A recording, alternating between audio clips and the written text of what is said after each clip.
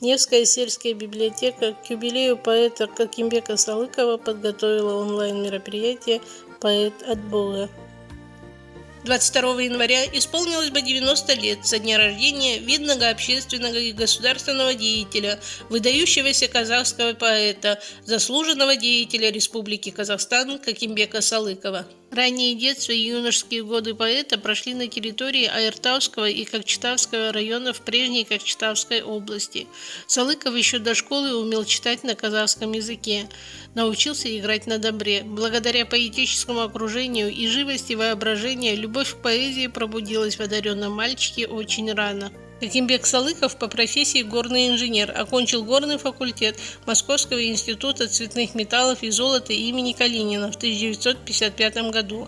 10 лет работал на шахтах Джесказгана, из них 6 лет начальником шахты. Затем в 1965 году он был избран секретарем парткома Джесказганского горно-металлургического комбината имени Сатпаева, а в 1966 году первым секретарем Джесказганского горкома партии, чуть позже вторым секретарем областного комитета партии. В 1970 году был награжден орденом Ленина. Именно в эти годы в республиканской печати появилось новое имя – поэта-горняка Кокимбека Салыкова. Быть горняком и быть поэтом, как вдаль лететь на двух крылах, что так не схожи, но неразлучны навсегда. Я сам не знаю, что дороже – душе строка или руда. Первый сборник стихов молодого поэта «Сокровенное» был опубликован в 1970 году. Широкую известность молодому поэту принес следующий сборник стихов «Медная лань» в 1973 году.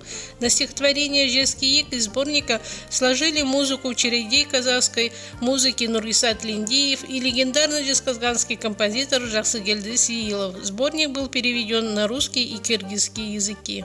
Широкую известность в народе получили его песни «Акку желкен», «Сарыарка», «Истосковался по тебе», «Саумалколь» и другие.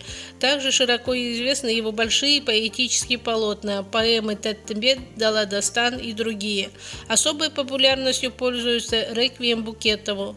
Как известный поэт, трижды вошел в энциклопедию казахской поэзии.